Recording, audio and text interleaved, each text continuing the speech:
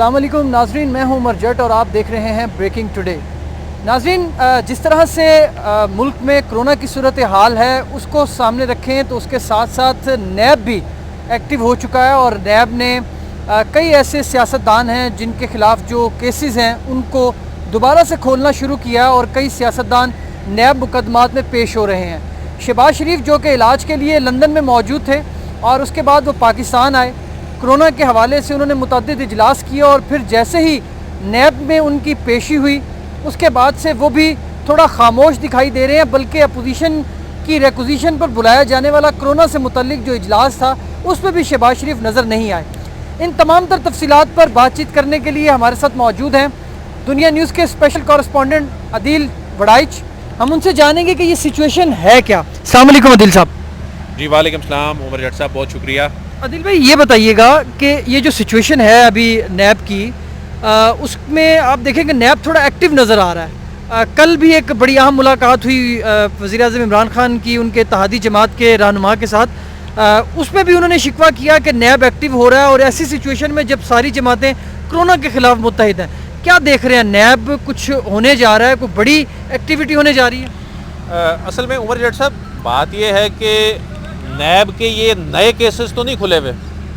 ये केसेस तो वो हैं जो मसलन शहबाज शरीफ साहब की बात करें, एसेट बियॉन्ड मींस का केस जो है वो तो जब से हमज़ा शहबाज तहवील में है, क्या शहबाज शरीफ को नहीं मालूम कि जब हमज़ा शहबाज से ये पूछा जा रहा है कि आपके पास ये एसेट्स कहाँ से आए, और जब आप अपने कागजात नामजदगी और जो दीगर जो डिक्लेरेशंस हैं उनमें ये लिखते हैं कि फ़लाँ फ़लाँ का डिपेंडेंट है और मैं उसकी कफ़ालत कर रहा हूँ और फ़लाँ जो है उसके जो एसेट्स हैं वो इस तरह आ रहे हैं, तो फिर आप उसमें आप कैसे एक्सपेक्ट नहीं कर सकते थे कि आपका इसमें नाम नहीं आएगा। जब आपसे पूछा जा रहा है आपकी मनी ट्रेल जो है वो कहाँ से आपने इतने असासे अरबों रुपए के चंद दहाइयों में आपने अपने जो असासे हैं लाखों से करोड़ों और करोड़ों से अरबों में कर दिए, तो उसकी मनी ट्रेल दे दें आप। जब आप मनी ट्रेल नहीं देंगे तो ये केस आगे चलते जाएंगे। अब शाहिद खाकान अब्बासी का जो LNG केस है, LNG वाला केस है, ये को आज तो नहीं खुला जिसमें वो पेश हुए हैं। ये केस तो काफ़ी अरसे से चला आ रहा है और शाहिद खाकान अब्बासी उनकी तहवील में भी रह चुके हैं। अब उसको बुनियादी तौर पे अपोजिशन ये रंग दे के उससे अपना फ़ायदा उठाना चाहती है, लेकिन उसका फ़ायदा नहीं है। उसका फ़ायदा इसलिए सियासी रंग दे के उसका फ़ायदा नहीं है। उसका फ़ायदा इसलिए नहीं है कि मियाँ नवाज शरीफ ने भी ऐसे ही किया। उन्होंने भी उस वक्त इन चीज़ों को लाइट लिया और कहा कि हम इनको पॉलिटिकली हैंडल कर लेंगे, लेकिन अब इदारे इतने मजबूत हो चुके हैं। अब नैब जो है ये हुकूमत के कंट्रोल में नहीं है। हुकूमत के कंट्रोल में होता तो आटा चीनी बहरान में ये अपनी एंट्री क्यों डालता, जब वज़ीर आज़म इमरान खान की हिदायत पर FIA की तहकीकात कर रही है। तो अब इदारे जो हैं अब लोगों में भी बड़ी अवेयरनेस आ गई है। अब इदारों पर उस तरह दबाव भी नहीं डाला जा सकता, उनको पॉलिटिकली इस तरह इन पर इन्फ्लुएंस भी नहीं हुआ जा सकता। तो मैं समझता हूँ कि बजाय इसके कि इसको पोलिटिसाइज करें, इनको उन इदारों में जाकर अपना जवाब देना चाहिए। अगर वो क्लियर है तो उसमें कोई मसला नहीं है। अच्छा अदील साहब, ये बताइएगा, ये अभी जिस तरह से शहबाज शरीफ पेश हुए और उसके बाद सोशल मीडिया पर कुछ सवालात और उनके जवाबात का सिलसिला चल रहा है, क्या एक तो ये बता दें कि उनमें कितनी सदाकत है?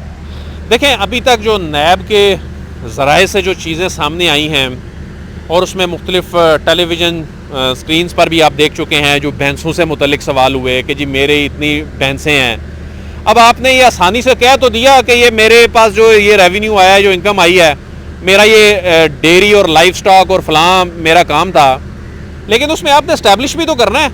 आप ये तो नहीं कह सकते सिंपली जिस तरह वो FBR के एसेट्स भरने जाए ना, तो पहली मरतबा वकील जो मशवरा देता है कि इतना सोना लिखवा लें या इतना वो ये लिखवा लें कि मालियत की चीज़ें लिखवा लें जिन पर नंबर नहीं लिखा होता, तो उन्होंने भी वही काम किया। लेकिन अब चीज़ें बदल चुकी हैं। लेकिन अदील साहब, ये जब इमरान खान ने गरीबों को भैंसें देने का ऐलान किया और ये एक कैंपेन शुरू की एहसास प्रोग्राम के तहत, तो इन्हीं लोगों की तरफ से बहुत क्रिटिसाइज़ किया गया।